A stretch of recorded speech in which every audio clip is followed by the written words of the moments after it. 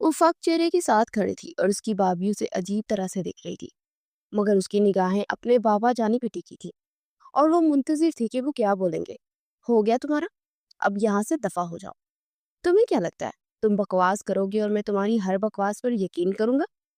میں کبھی بھی تمہارے جیسے گھٹیا کو اپنی بیٹی نہیں دوں گا۔ اب یہاں سے دفع ہو جاؤ اور نہ پولیس کو بلاؤں گا۔ پروفیسر جمال حسین نے کڑک لہجے میں کہا تو محروق کے سطح ہوئے چہرے پر رونق بحال ہو چکی تھی۔ یہ آپ نے ٹھیک نہیں کیا پروفیسر صاحب، بڑے مان سے آپ کی بیٹی کا ہاتھ مانگنے آیا تھا، مگر آپ نے انکار کر کے بہت بڑی غلطی کی ہے۔ اب اس کی بہت بری سزا دوں گا۔ میں شجاعت علی آپ سے وعدہ کرتا ہوں کہ آپ کی بیٹی کو برباد کر کے رکھ دوں گا۔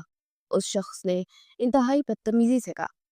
دفع ہو جاؤ یہاں سے، پروفیسر جمال نے چیخ کر کہا تو وہ تن فن کرتا ہوا باہر نکل گیا۔ مجھے لگتا ہے بابا جان آپ کو ہاں بول دینی چاہیے۔ اگر کوئی پیچھے آیا آپ کی بیٹی کے تو وہ خود ہی اس کی ذمہ دار ہے۔ اس نے کوئی اشارہ کیا ہوگا۔ اس کی بابی بولی تو پروفیسر صاحب نے اپنے کاٹ کے الو بیٹے کو دیکھا جو کہ چپ چاپ کھڑا تھا۔ جب تک یہ عورت تمہاری زندگی میں نہیں آئی تھی نا اشر، تب تک یہی بہن پر جان چھڑکتے تھے۔ اگر کوئی راہ چلتا اس پر آواز کس دیتا تو اس کی جان لینے پر تل جاتے تھے، مگر افسوس آج اپنی بیوی کے سامنے تمہارے اندر کھولنے کی ہمت بھی نہیں ہے۔ مگر ایک بات یاد رکھنا، یہ گھر میرا ہے اور اگر اس گھر میں میری بیٹی کے خلاف کوئی کیا تو میں اس گھر سے اسے نکال دوں گا۔ پروفیسر جمال حسین نے ماہرو کو اپنے بازو کی اشارے میں لیتے ہوئے کہا۔ آپ اس طرح بات نہیں کر سکتے بابا جانی، ثانیہ نے تل ملا کر کہا۔ میں نے بہت برداشت کر لی، اب میری برداشت ختم ہو چکی ہے۔ اب میں تمہاری بیوی سے بات نہیں کر رہا ہوں، اس لیے تم اسے خود سمجھا تو بہتر ہے۔ اور ماہروق بیٹا آپ جائیے آرام کیجیے۔ انہوں نے ماہروق کا ماتھا چومتے ہوئے کہا تو چپ چاپ اپنے کمرے کی جانب چلی گئی، مگر اس کے اندر بے چینی ہی بے چینی تھی۔ بے شک اس نے کچھ بھی غلط نہیں کیا تھا، مگر شجاعت علی کی دھمکی سے وہ ڈر چکی تھی۔ وہ اس گلی کا گنڈا موالی تھا اور وہ کچھ بھی کر سکتا تھا۔ پھر ایک ہفتہ سکون کا گزرا اور ایک دن وہ یونیورسٹی سے واپس آ رہی تھی کہ جب بھی ایک گاڑی اس کے پاس آ کر رکی۔ اس سے پہلے کہ وہ کچھ سوچتی اس میں سے شجاعت علی نکلا اور اس پاس آ کر اسے کھینچ کر گاڑی میں بٹھا دیا۔ چھوڑو مجھے، کیا بدتمیزی ہے یہ، وہ چلا کر پکارنے لگی اور شجاعت علی کہکا لگا کر ہنس پڑا۔ اب تمہیں بچانے کوئی نہیں آئے گا اور تمہارا باپ تمہیں ڈھونڈتا رہ جائے گا، مگر وہ بھی تمہیں ڈھونڈ نہیں پائے گا کیونکہ میں تمہیں ایسی جگہ چھوڑ کر آؤں گا تو اس کا دھیان اس طرف جائے گا ہی نہیں۔ مجھے انکار کیا تھا نا تیرے باپ نے، اب ساری زندگی اپنی بیٹی کی شکل دیکھنے کو ترسے گا۔ وہ صفاقی سے بولا۔ آروب نے اس کی منت سماجت کی، یہاں تک کہ اس کی شادی کے لیے بھی اس کی حامی بڑھ لی، مگر وہ شخص پتھر دل بن چکا تھا۔ اس نے گاڑی ریڈ لائٹ ایریا میں داخل کی تو پھٹی پھٹی نگاہوں سے ارد گرد کا ماحول دیکھنے لگی۔ پھر اسے گاڑی سے نکالتا کھینچتا ہوا ایک کوٹھے پر لے آیا۔ لو تارا بھائی، تیرے لیے آج فری کا تحفہ لایا شجاعت علی، اس نے معروف کو زور سے زمین پر دھکا دیتے ہوئے کہا۔ وہ ہاتھ جوڑ کر شجاعت علی سے اسے واپس لے جانے کے کہنے لگی، مگر وہ ہنستا ہی جا رہا تھا۔ پھر تارا بھائی کی دو عورتوں نے اس کو اٹھایا اور ایک کمرے میں بند کر دیا۔ وہ دروازہ پیٹ پیٹ کر تھک گئی، انہیں خدا کے واسطے دیتے فریاد کر رہی تھی، مگر وہاں تو پتھر دل بستے تھے اور کسی نے اس کی فریاد نہیں سنی۔ اب تک تمہارا رونا بند نہیں ہوا، بھول جاؤ سب کچھ، اب یہی تمہاری قسمت ہے۔ رات کو وہ عورت پھر اس کے پاس آئی۔ نہیں، ہرگز نہیں، میں تمہیں تمہاری گھٹیا ارادوں میں کبھی کامیاب نہیں ہونے دوں گی۔ میں خودکشی کر لوں گی مگر یہ کام نہیں کر سکتی۔ تمہاری جیسی گری ہوئی نہیں جس کی پیسہ دیکھ کر ہی لال ٹپک پڑے۔ وہ ہذیانی انداز میں چلائی، مگر اس عورت کا زناٹے دار تھپڑ منہ پر پڑتے ہی اوندے منہ زمین پر گری۔ اس نے جھٹکے سے اسے بالوں سے پکڑ کر اٹھایا۔ معروف، اس کے لبوں سے ہلکی سی چیخ نکلی۔ ابھی تو ماں یاد آئی ہے نا، ایک رکھ کر اور دوں گی تو نانی بھی یاد آ جائے گی۔ جو میں کہہ رہی ہوں چپ چاپ مان جاؤ، ورنہ کی مجھے ٹیڑھی انگلی سے بھی نکالنا آتا ہے۔ اس کی خطرناک نظریں خود پر جمی دیکھ معروف کے جسم کے رونگٹے کھڑے ہو گئے تھے۔ دیکھو، مجھے چھوڑ دو، تمہیں پیسے چاہیے نا، جتنے کہو گے میرے پاس اس سے ڈبل پیسے تمہیں دے دوں گی۔ میں ہاتھ جوڑتی ہوں تمہارے آگے، خدا کے لیے مجھے چھوڑ دو، میں ایسی لڑکی نہیں ہوں، تم جیسے بھی ہو اب بالکل ویسی ہو جاؤ گی جیسا میں چاہتی ہوں۔ تارا بھائی اسے اچھا سا تیار کرنا، ویسے تو اسے ضرورت نہیں ہے مگر پھر بھی کل رات بہت بڑی محفل ہے، اس کے مطابق کرنا۔ ابھی اس کے فیس کی کلینزنگ شروع کرو، خبردار میرے پاس بھی بتانا ورنہ میں ہاتھ توڑ دوں گی تمہارے۔ جیسے ہی وہ لڑکی اس کی جانب بڑھی، معروف نے اسے دھکا دیا اور وہ سیدھا ڈریسنگ ٹیبل کے کارنر سے ٹکرایا۔ پاس کھڑی عورت نے تھپڑوں سے اس کا چہرہ لال کر دیا۔ سمجھتی کیا ہو تم خود کو، بڑی آئی نیک پروین، دوبارہ ایسی حرکت کی تو جان نکال دوں گی. چلو تارا بائی، اسے ایسے ہی چھوڑ دو. اس کی اکڑ تو کل رات تو نکالوں گی میں. اسے بیڈ پر پٹک کر باہر نکل گئی. تارا بائی کی ہیل کی ٹک ٹک اس کے دماغ پر ہتھوڑے کی طرح برس رہی تھی. ساری رات اس نے فرش پر بیٹھ کے رب کے آگے گر گراتے ہوئے گزاری. یا اللہ، ایسا کون سا گناہ ہو گیا میرے سے جس کی اتنی کڑی سزا مل رہی ہے؟ یہ کس امتحان میں ڈال دیا مجھے؟ اللہ پلیز میرے دامن کو داغدار ہونے سے بچا لے، میری مدد کرے. صرف آج کی رات ہے میرے پاس. کیا ہوگا میرے ماں باپ کا؟ وہ تو کبھی دنیا والوں کے آگے سر نہیں اٹھا سکیں گے. میرا نامہ اعمال میں ایک نیکی کی موجود ہے تو اس کے بدلے مجھے یہاں سے نکال دے. اس آزمائش کو ختم کرتے میری عزت کی حفاظت کرنا میرے اللہ. وہ ہاتھ اوپر کی جانب اٹھائے بند آنکھوں سے دعا مانگ رہی تھی. آنسو اس کے ہاتھوں کے پیالوں میں جذب ہو رہے تھے. صبح ہونے تک وہ فرش پر اکڑوں بیٹھی رہی. تارا بائی نے کمرے سے وہ ہر چیز اٹھوا دی جس سے وہ خود کو کسی طرح کا نقصان پہنچا سکتی تھی. وہ آدھے گھنٹے بعد کوئی نہ کوئی لڑکی آ کر اس کی خیریت کی یقین دہانی کر رہی تھی. وقت تیزی سے گزر رہا تھا.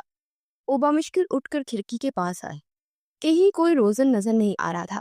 وہ جو اماں کی 10 آوازوں پر بھی نہیں اٹھتی تھی اب نیند اس سے کوسوں دور تھی. اس نے پھر سے آنکھیں بند کر کے دیوار کے ساتھ ایک لگائی. تمام مالدار لوگ آج کی رات کی محفل میں شرکت کے لیے جمع ہو رہے تھے. تارا بائی نے ہر کسی کو دعوت دی تھی. کیا ہے یہاں پر؟ بلا وجہ منہ اٹھا کے آتے ہو تم لوگ. میں جا رہا ہوں، مجھے نہیں بیٹھا جا رہا. وہ بیزار سا آنے والے لوگوں کو دیکھ رہا تھا. عجیب سی قسم کی اسے بے چینی ہو رہی تھی. کیوں؟ تو نے جا کر کسی جگہ کا افتتاح کرنا ہے کیا؟ تھوڑی دیر بیٹھ کر چلتے ہیں پھر. سفیر نے اسے بازو سے پکڑ کر واپس بٹھا لیا. لوگوں کی مد بھیڑ دیکھتے تارا بائی اٹھ کر باہر چلے گی. اس کا رخ تہہ خانے میں بنے کمروں کی جانب تھا. ایک جھٹکے سے کمرے کا دروازہ کھولا. ماہروخ کا دل اچھل کر حالت میں آ گیا. چلو کہاں لے کر جا رہی ہو مجھے؟ تمہارے بلی میں بڑھ جا رہی ہو. بنو رانی چلو گی نا؟ تارا بائی نے سختی سے اس کے بازو سے پکڑ کر اسے اٹھایا. خدا کے لیے مجھ پر رحم کرو. مجھے کہیں نہیں جانا، کہیں بھی نہیں جانا. مجھے پلیز مجھے چھوڑ دو. منہ بند کرو اپنا اور خاموشی سے چلو. زیادہ چو چڑھا کی تو ٹکڑے ٹکڑے کر دوں گی. اسے زور سے اسے بالوں سے پکڑ کر جھٹکا دیا. نہیں، یہی نہیں جاؤں گی میں. چھوڑ دو مجھے. وہ اسی طرح سے گھسیٹتے ہوئے کمرے سے باہر لے گئی. یار کچھ بھی نہیں ہے یہاں پر، اٹھو چلے. میری طبیعت ٹھیک نہیں ہے. کیوں؟ کیا ہوا؟ پتہ نہیں یار، گھبراہٹ ہو رہی ہے. تم تو ایسے کر رہے ہو جب سے پہلی بار یہاں آئے ہو. جہاں اتنی دیر بیٹھ کے آیا وہاں تھوڑی دیر اور بیٹھ جا. کون سی قیامت آ جانی ہے؟ گئی تو ہے وہ بھی باہر، آ تو جائے گی وہ. پھر چلتے ہیں اکٹھے. سفیر کی بات سن کر اس نے پاس پڑی بوتل کی ڈھکن سے منہ لگا کر پانی پیا. لیکن اگلا منظر دیکھتے ہی دوسرا گھونٹ حلق کے نیچے نہ اتار سکا. آج تارا بائی کے کوٹھے پر اس لڑکی کی بولی لگ رہی تھی جس نے ساری زندگی اپنی عزت اور ناموس کی حفاظت کی تھی. سب تماشاؤں کی نگاہیں آنے والی لڑکی پر تھی جس کا ایک بازو تارا بائی نے سختی سے پکڑا ہوا تھا. تبلے اور ڈھولکی کی آواز آنا بند ہو گئی تھی. اسے گھسیٹتے ہوئے درمیان میں لا کر کھڑا کر دیا. معصومیت اس کے چہرے سے عیاں تھی. سب لوگ اسے آنکھیں پھاڑے دیکھ رہے تھے. اس کے گرد لپٹا دوپٹہ تارا بائی نے جھٹکے سے کھینچ کر دور پھینک دیا. اسے بے بس نظروں سے جلات سے اس عورت کو دیکھا. خدا کے لیے ایسا مت کرو، میں ایسی لڑکی نہیں ہوں. آنسو زمین پر گر رہے تھے مگر تارا بائی نے اپنی انگلی اس کے بازو میں پیوست کر دی. شروع کرے بولی. اس کی متروہ آواز کھینچی. 2 لاکھ. ایک خریدار کی آواز آئی. 5 لاکھ. 7 لاکھ. لوگ بڑھ چڑھ کر اس کی قیمت لگا رہے تھے. ان میں اکثریت ان سیاہی شخصیات کی تھی جو شرافت کا چولا پہنے باقیوں کی نظروں میں دھول جھونک رہے ہوتے ہیں. اس کے وجود پر لرزہ طاری ہو گیا. اس نے سختی سے اپنی آنکھیں مچ لی. نہیں اللہ پاک اس ذات کی زندگی سے بہتر ہے. اللہ مجھے موت دے دے، میں یہ زندگی نہیں گزار سکتی. مجھے عزت کی موت دے. ان ڈوڈیوں سے بچا لے مجھے. میں یہ سب نہیں سہ سکتی. مجھے اس مشکل سے اکیلا نہ چھوڑے. اب تو شہرک سے بھی زیادہ قریب ہیں. میری عزت کی حفاظت کرے. مجھے یہاں سے بچا لے. آنسو اس کی آنکھوں سے نکل کر کارپٹ کی میں جذب ہو رہے تھے. اس کا جھکا ہوا سر کچھ اور جھک گیا. وہاں بیٹھے تمام عزت دار لوگ اس انمول لڑکی کا مول لگانے میں ایک دوسرے سے بڑھ چڑھ کر تھے. لیکن وہ ساکت بیٹھا اس کے لڑزتے ہاتھوں کی پشت پر گرتے آنسو دیکھ رہا تھا. یہ نہیں تھا کہ اس نے کبھی خوبصورت لڑکیاں نہیں دیکھی تھی. اس کے سرکل میں ایک سے بڑھ کر ایک خوبصورت لڑکی تھی لیکن سامنے کھڑی لڑکی میں کچھ اور تھا. وہ سب سے منفرد تھی. میں نہیں جاؤں گا، میرے پاس ٹائم نہیں ہے. کیا رکھا ہے یہاں پر؟ ये बला वजह मुंह उठाकर आगे हो तुम लोग। सफीर ने जब उसे हर चीज से गाफिल सामने खड़ी लड़की को देखते पाया तो फौरन उसकी कुछ देर बेरे बरे अल्फाज वापिस लौटाए, मगर उसके वजूद में सफीर की बात सुनने के बाद भी कोई हरकत पैदा न हुई। 10 लाख। एक और तमाशाई की आवाज आई। ताराबाई की बांछें खुल गई। इर्द गिर्द क्या हो रहा था उस सबसे बेखबर वो यक तक उसको देख रहा था। ताराबाई ने चारों तरफ देखकर गिननी शुरू की। 10 लाख, एक। अल्लाह जी प्लीज मुझे बचा ले, ये जुल्म मेरे साथ ना होने दे। वो आंखें बंद की अल्लाह को पुकार रही थी। 10 लाख, दो। उसकी सांसें मदन हो गई थी। नहीं अल्लाह प्लीज नहीं। 50 लाख। सारे मजमे की खामोशी को इस शख्स की सर्द आवाज ने तोड़ा था। उसने झटके से आंखें खोलकर आवाज की सिमत देखा। उसके दोस्त समेत सब मजमे को साम सुन गया। ताराबाई की आंखें फटी की फटी रह गई। वो अब भी इसकी टकटकी बांधे देख रहा था। तू तू पागल हो गया क्या? 50 लाख में लड़की खरीदेगा? 50 लाख में? अंकल तुझे 1 सेकंड में घर से निकाल देंगे। कोई अक्ल से काम ले। सफीर को सबसे पहले होश आया, लेकिन उसकी बात अनसुनी करता चेकबुक निकालकर रकम निकले लगा। ओ भाई, कौन सी मुसीबत गले डलवाने लगे हो? तुमने क्या करना है इसका? हम यहाँ इसलिए नहीं आए थे, please try to understand. Don't do this. Check पर 50 लाख की रकम लिखने के बाद सफीर का सर वाकई घूम गया, मगर उसने एक बार फिर सामने खड़े उस लड़की को देखा और चेक पर साइन कर दिया। यार एक बार ठंडे दिमाग से सोचती, 50 लाख कोई मामूली रकम नहीं है। अरसल भी आहिस्ता आहिस्ता ओमा से बाहर आ रहा था और इस सबको नजरअंदाज करते हुए एक ट्रांस की कैफियत में उठा उस लड़की के सामने जा खड़ा हुआ। उसे करीब आधा देख ताराबाई की गिरफ्त खुद ब खुद ढीली पड़ चुकी थी। उसने झटके से ताराबाई के मुंह पर दे मारा। इसका वाकई दिमाग खराब हो गया। मैं यहाँ इसे इसलिए थोड़ी लाया था कि वो कट्टे यहाँ 50 लाख एक बार में ही उसके मुंह पर दे मारे। सफीर के पसीने छूट रहे थे। तुझे ही आग लगी हुई थी इसको यहाँ लाने की। अब एक आना नहीं देगी ये औरत हमें। शायद का हाल भी उनसे कम ना था। सफीरा, तू रोक इसे। अंकल को जानता है ना तू, उसके साथ वो भी हमें कहीं का नहीं छोड़ेंगे। किसी तरह से उसे रोक ले। अरसन ने सफीर को हिलाया। सफीर के गले में गिल्टी बार बार उभर रही थी। ताराबाई अभी भी बेयकीनी से कभी जैक को तो कभी सामने खड़े लड़के को देख रही थी। आज तक किसी ने 50 लाख कीमत नहीं बढ़ी थी। और उसकी आंखों में देखता हुआ थोड़ा पीछे हटा और झुककर जमीन पर पड़े दुपट्टे को उठाकर सामने खड़ी लड़की के सर पर डाल दिया। अब की बार महरूब को भी झटका लगा था। वो तवाइफ के कोठे पर खड़ी लड़की के सर पर चादर डालने वाला पहला मर्द था। वहां आने वाले मर्दों में वो वाहिद शख्स था जिसकी आंखों में उसे हवस नजर नहीं आई। क्या उसकी दुआएं कबूल हो गई थी? क्या वाकई उसे खुदा ने बेआसरा नहीं छोड़ा था? उसने आहिस्ते से मारूफ का हाथ थमा और उसे ले कोठे की दहलीज पार कर गया। वो बेजान गुड़िया की तरह उसके साथ घसीटती हुई चली गई। सब लोग आंखें फाड़े और मुंह खोले उसे जाता देख रहे थे। यार प्लीज ऐसा मत देख, मेरी बात सुन। तू कहता तो मैं भी ताराबाई से बात कर लेता। अंकल को धनक भी पड़ गई तो तुझे जिंदा भी नहीं छोड़ेंगे। मैं तुझे यहाँ इसे थोड़ी लिए लाया था कि तू एक बार ही में। सफीर दौड़ते उसके पीछे आया। मेरे रास्ते से हट जाओ। उसकी सुरख आंखें उस सर्द आवाज से एक बार फिर सफीर ठहल उठा। वो उल्टे कदमों पीछे हटता गया और उसने फ्रंट डोर खोलकर मारूफ को अंदर बैठने का इशारा किया। वो एकदम होश में आई। कहाँ लेकर जा रही हो तुम मुझे? मैं नहीं जाऊंगी तुम्हारे साथ। खामोशी से गाड़ी में बैठो, खा नहीं जाऊंगा मैं dinner। कहते साथ इसने झटके से उसे फ्रंट सीट पर पटक दिया। ड्राइविंग करते हुए भींचे हुए होंठ और स्ट्रिंग पर सख्त गिरफ्त उसके अंदर उठने वाले तूफान का पता दे रही थी। वो बिल्कुल दरवाजे के पास चिपक कर बैठी मुसलसल आयतल कुर्सी को बर्थ कर रही थी। तुम कहाँ लेकर जा रहे हो मुझे? प्लीज मुझे छोड़ दो। मैं कोई ऐसी वैसी लड़की नहीं हूँ। मुझ पर रहम करो। मुझे नहीं जाना तुम्हारे साथ। ड्राइविंग करते उसने सिर्फ एक नजर रहम की भीख मांगी उस लड़की पर डाली। उसकी सख्त नजरों के बावजूद दोबारा महरूब सारे रास्ते से उसे मुखातिब करने की हिम्मत ना कर पाई। गाड़ी खूबसूरत से इलाके में बने एक फ्लैट के सामने रुकी। आओ मेरे साथ। अब वो फ्लैट का दरवाजा खोलकर अंदर आया। मारूफ अब तक गाड़ी का दरवाजा थामे खड़ी थी। अंदर आ। नहीं, मुझे नहीं आना। वो रोते हुए सर नफी में हिला गई। वो कैसे उसका एतबार करती? वो भी तो एक मर्द था। वो भी से पता नहीं कहाँ लेकर आया था। दुनिया पर तो एतबार तो बहुत पहले ही उठ चुका था। एक बार का कहा समझ नहीं आता क्या? नहीं, मैंने नहीं आना। बेफिक्र रहो, कुछ नहीं कहूंगा तुम्हें। अंदर आओ अब। वो कांपती हुई अच्छी तरह दुपट्टा लिपेट कर दरवाजे में आकर इस घर में खाने पीने की हर चीज मौजूद है, अब तुम्हें यहाँ रहना है।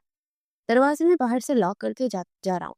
कोई भी आए तो हरगिज दरवाजा नहीं खोलना, गलती से भी इंटरकॉम ना उठाना, और ना इंजाम की जिम्मेदार तुम खुद हो। उसने एक के बाद एक बम उसके सर पर फोड़ा। क्या मतलब है आपका? कौन है यहाँ पर? क्यों छोड़कर जा रहे हैं आप मुझे यहाँ? देखिए, आप जो कोई भी है, प्लीज मेरे साथ ऐसा मत करें। मुझे एक दलदल से निकालने के बाद दूसरी में मत डालें। उसने बदहवासी में एक नजर उस फर्निश्ड फ्लैट को, फिर सामने खड़े शख्स को देखा। जो कोई भी, मैं अजान खान नाम है मेरा, और अब आपको यही रहना है। बाहर की दुनिया तो देख रही है ना, इसलिए जो कह रहा हूँ इस पर अमल करें। यहाँ आप बिल्कुल महफूज है, घर में हर चीज मौजूद है, कोई तंगी नहीं होगी। वैसे तो यहाँ पर कोई आएगा नहीं, लेकिन फिर भी एहतियात लाजुम है। उसने दरवाजे में मुंह खोले साकिब खड़े माहरूफ के पास आकर कहा, आपका नाम? माहरूफ। बराए मेहरबानी मेरा रास्ता छोड़ दीजिए मिस मार। उसे रास्तों से हटाकर दरवाजे बाहर से लॉक करता बाहर चला गया। कुछ देर बाद गाड़ी की स्टार्ट होने की आवाज आई और वो वहीं दरवाजे के पास जमीन पर बैठती चली गई। उसे यहाँ पर कैद हुए एक हफ्ते से जायद हो चुका था, क्योंकि यहाँ वाले खौफ में अब कमी आ गई थी, मगर तन्हाई और सुनाटे की वहशत किसी दौर कम नहीं होती थी।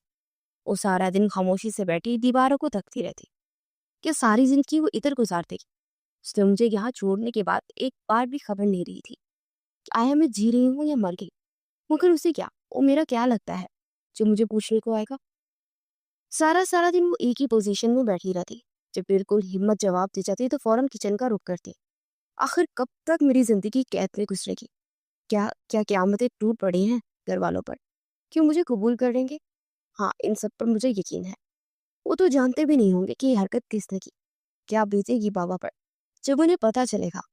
अब भी वो हॉल में सोफे पर ब्राउन ऊपर किए बैठी सिर्फ एक ही नुक्ते को सोच रही थी, जब हॉल के दरवाजे पर लॉक खुलने की आवाज आई। वो एकदम सोफे पर से उछल गई। ये कौन आ गया? वो तो कह रहा था यहाँ पर कोई नहीं आएगा, तो ये कौन खोल रहा है दरवाजा? इससे पहले कि वो भाग कर कमरे में छुप जाती, कोई बड़े ठाट से दरवाजा खोलता अंदर आया। वो जो कोई भी था उसे देखकर वो वहीं जम गया। आंखों में पहले उलझन उभरी, फिर बेयकीनी, और आखिर में गुस्से की जगह तन गई। कौन हो तुम, और यहाँ क्या कर रही हो? माहरूफ का काटो बदन में लहू नहीं के मुस्तादिक हो गया था। जुबान बिल्कुल गंग थी। मैं क्या पूछ रहा हूँ तुमसे? कौन हो तुम, और यहाँ कैसे आई? कौन लाया है तुम्हें यहाँ? वो मैं वो वो कांपते हुए उठकर दूर जा खड़ी हुई। जुबान नहीं है क्या मुंह में? कैसे आई हो यहाँ पर? मगर बजाय जवाब देने के उसके आंसू गिरने लग गए। बंद करो अपना ये रोना। अजान लाया है क्या तुम्हें यहाँ? उसके साथ आई हो यहाँ? जी। उसने ऊंची आवाज में अजान को गाली दी। कब से हो यहाँ पर? मगर उसने आगे से कोई जवाब ना दिया। वो तो खौफजदा अंदाज में सूझबूझ शख्स को दिख रही थी, जब मुहज्जब अंदाज में गालियां देते हो किसी को फोन कर रहा था। अस्सलाम वालेकुम डैडी, मैं आप ही का इंतजार कर रहा था, कब तक आएंगे आप? अजान ने मोबाइल पर डैडी की कॉल रिसीव करते हुए पूछा। हेलो डैडी, क्या क्या बात है, आप बोल क्यों नहीं रहे? 10 मिनट के अंदर अपने अपार्टमेंट में पहुंचो। जी जी। क्या कहा आपने? वो बेइख्तियार सीट से उठ खड़ा हुआ। ऊंचा सुनने लगे हो क्या? 10 मिनट के अंदर अंदर फ्लैट पर पहुंचो। मगर आप वहां क्या कर रहे हैं? तुम्हारी बहन से मिलने आया था यार। अगर 10 मिनट में ना पहुंचे तो हाल देख लेना अपना। पाँव के नीचे से जैसे जमीन निकल गई थी। जुबैर ने फोन बंद कर दिया और उसे लगा जैसे ऑफिस की छत उसके सर पर आ गिरी थी। वो बेइख्तियार चकरा गया। की चेन उठाते वो अंधाधुंध दरवाजे की जाने पका। ओ खुदा, ये क्या हो गया? फुल स्पीड से गाड़ी भगाते 3 बार एक्सीडेंट होते होते बचा। उसकी गाड़ी से बचता हर पाकिस्तानी उसे सौ सौ गालियों और कोस्टों से नवाज रहा था। Oh shit! ट्रैफिक सिग्नल पर रेड लाइट देखते उसने जोर से स्ट्रिंग पर हाथ मारा। डैडी कैसे पहुंच गए माँ? ओ माय गॉड, अब क्या होगा? एक सेकंड में उसकी दिमाग में लाइला अमल तरतीब किया। वहीं खड़े खड़े उसने तेजी से सैन का नंबर डायल किया। बेल जा रही थी। चौथी बेल पर सैन की आवाज आई। अगर तूने मुझे इसलिए फोन किया है कि मैं तेरे साथ आकर लंच करूं, तो ये भूल है तेरी। मैं बिजी हूँ। हर अरे गहरे के साथ मुंह उठाकर नहीं चल पड़ता। सो खबरदार, आइंदा मुझे फोन भी करना मत करना। मुंह बंद कर मोटे, पहले मेरी बात सुन। अभी 10 मिनट के बाद मैं तुझे कॉल करूंगा। उस वक्त डैडी मेरे सामने होंगे। तूने मुझे ऐसी बात करनी है कि कुछ हफ्तों पहले मेरी शादी हुई है, घर वालों के इल्म में लाए बगैर। اور تم اس میں گواہ کے طور پر شامل تھے اور تمہارے گھر والے بھی اس چیز سے باخبر ہیں. ہولڈ آن، ایک منٹ، کیا بک رہا ہے تو؟ کون سی شادی؟ کون سا گواہ؟ یہ کون سی سٹوری ہے؟ دماغ تو نہیں ہل گیا تیرا؟ اب کہیں سے بچے نہ لے آ. زین میں جو کہہ رہا ہوں صرف وہ سن. میں بعد میں تجھے سب کچھ بتاؤں گا. ابھی 10 منٹ بعد فون کروں گا. اسپیکر آن ہوگا. تو نے سب کچھ سنبھالنا ہے، کوئی گڑبڑ نہ ہو. سگنل کھل چکا تھا. اس نے گاڑی آگے بڑھا دی. سمجھ آ گیا نا میں کیا کہہ رہا ہوں؟ کوئی گڑبڑ نہ ہو ورنہ تو زندہ نہیں بچے گا. ہاں بیٹا، میں تو پیدا ہی اس لیے ہوا ہوں. تو بگاڑتا جا سب کچھ، میں پیچھے پیچھے سوارتا آؤں اور تو اب میں تیرے جھوٹے نگاہ کا سچا گواہ بھی بن جاؤ. بغیر چھوڑوں گا نہیں. منہ بند کر، میں پہنچ چکا. 10 منٹ بعد فون کرتا ہوں. پلیز سب کچھ سنبھال لینا، مروانا دینا کہیں. وہ فون بند کرتا وہ فلیٹ کی جانب پڑ گیا. ہینڈل پر ہاتھ رکھتے دروازہ کھولتا اندر چلا گیا. سامنے بیٹھے زبیر خان خون خوار نظروں سے اسی کی جانب دیکھ رہے تھے. ماہروق دوسرے صوفے کے پاس کھڑی تھی. وہ ماتھے پر آیا پسینہ صاف کرتے ان کی جانب پڑا. السلام علیکم ڈیڈی، آپ یہاں کیسے؟ کوئی کام تھا کیا؟ مجھے کہہ دیا ہوتا. وہ لہجے میں خوشگواریت سموتا ان کی جانب آیا، جسے اسے ڈیڈی کے آنے کی بے انتہا خوشی ہوئی ہو. زبیر صاحب نے ہاتھ کے اشارے سے وہیں روک دیا. کون ہے یہ؟ اسے صوفے کے سامنے کھڑی ماہروق کو دیکھا. ڈیڈی یہ ماہروق ہے. نام نہیں پوچھا میں نے، کس حیثیت سے یہاں پر موجود ہے. وہ غصے سے صوفے سے اٹھ کھڑے ہوئے. Daddy, she is my wife. گلے میں ابھرتی گلٹی واضح نظر آئی. ماہروق نے اسے ایسے دیکھا جسے اس کی دماغی حالت پر شبہ ہو. Just shut up. میں نے ہر چیز کچھ دن کے لیے تمہارے حوالے کر دی. اس کا مطلب یہ ہرگز نہیں تھا کہ تم ہر شے میں اپنی منمانیاں کرنے لگو. زبیر صاحب کی دہاڑ پر پورے فلیٹ میں گونج گئی تھی. جہاں سے اسے لائے ہو وہیں چھوڑ گیا. اور تم لڑکی، میرے بیٹے کو تو اچھے برے کی ویسے ہی تمیز نہیں ہے. تمہارے لیے یہی بہتر ہے کہ ابھی کے ابھی یہاں سے نکلو. زبیر صاحب جیسے اس کی جانب پڑے وہ فوراً ان کے اور ماہروق کے درمیان آ کر کھڑا ہو گیا. فار گاڈ سیک ڈیڈی، کہاں جانا ہے اس نے؟ میری بیوی ہے، تو میرے ہی گھر میں رہے گی نا. بکواس بند کرو. میرے سامنے تمہارا کیا حال ہے؟ تم کسی بھی راہ چلتی لڑکی کو پکڑ لے آؤ اور کہہ دو کہ یہ تمہاری بیوی ہے تو میں یقین کر لوں. پاگل سمجھ رکھا ہے. دیکھیے ڈیڈ، آپ کو کوئی ماہروق کچھ کہنے ہی لگی تھی کہ اذان نے اسے ایسی نظروں سے دیکھا کہ دوبارہ اس میں سر اٹھانے کی ہمت نہ ہو. لڑکی، تم نے سنا نہیں کیا؟ اٹھاؤ اپنا بوریا بستر اور فوراً نکلو یہاں سے. دوبارہ اس طرف منہ بھی مت کرنا ورنہ جانتی نہیں ہو مجھے. جیسے ہی دوبارہ اس کی جانب بڑھے، دائم نے ماہروق کو بازو سے پکڑ کر اپنے پیچھے کر لیا. ڈیڈی، یہ کہیں نہیں جائے گی. آپ نے جو کہنا ہے مجھ سے کہیں، اسے بیچ میں مت لائیں. بیٹے کی ڈٹائی پر وہ کھول کر رہ گئے. اگر آپ کو مجھ پر یقین نہیں ہے تو میں زین سے آپ کی بات کروا دیتا ہوں. یہ زین بیچ میں کہاں سے آ گیا؟ اس کا یہاں پر کیا کام؟ وہ گواہ ہے ہمارے نکاح کا، بلکہ اس کی پوری فیملی موجود تھی یہاں. زین کی بات سن کر انہیں واقعی دن میں تارے نظر آ گئے. اس نے زین کو فون ملا کر اسپیکر آن کر دیا. بیل جا رہی تھی. 5ویں بیل پر اس نے فون اٹھا لیا. ہیلو زین، کیسے ہو؟ میں اذان بات کر رہا ہوں. آج کیسے فون کر لیا؟ آج کیسے یاد آ گئی ہماری شادی کی کارروائی؟ تم نے سب کچھ ہی بھول گئے ہو. مانا اب تو شادی شدہ ہو. کہاں ٹائم ہوگا تمہارے پاس ہمارے لیے؟ مگر تھوڑی سی شرم بھی ہوتی ہے بندے میں. اتنی آسانی سے تو مجھے بھول گیا؟ نہیں یار، بس آج کل مصروفیت زیادہ تھی. انفیکٹ آج میں تجھ سے ملنے ہی آنا چاہتا تھا. ہرگز بھی نہیں. امی تم دونوں کو ڈنر پر انوائٹ کرنا چاہتی ہے، اس لیے پہلے آ کر میرا ڈبل خرچہ کروانے کی ضرورت نہیں ہے. بابی کو ساتھ لے کر آنا ڈنر پر، اوکے؟ انکل کو بتا دیا کیا؟ میرے خیال سے جتنا تو گھامڑ ہے نا، تو نے انہیں اب تک کچھ نہیں بتایا ہوگا. دیکھ یار، تو انہیں ساری بات کلیئر کر دے. وہ بہت براڈ مائنڈیڈ انسان ہے. لو میرج کرنا گناہ تھوڑی ہے.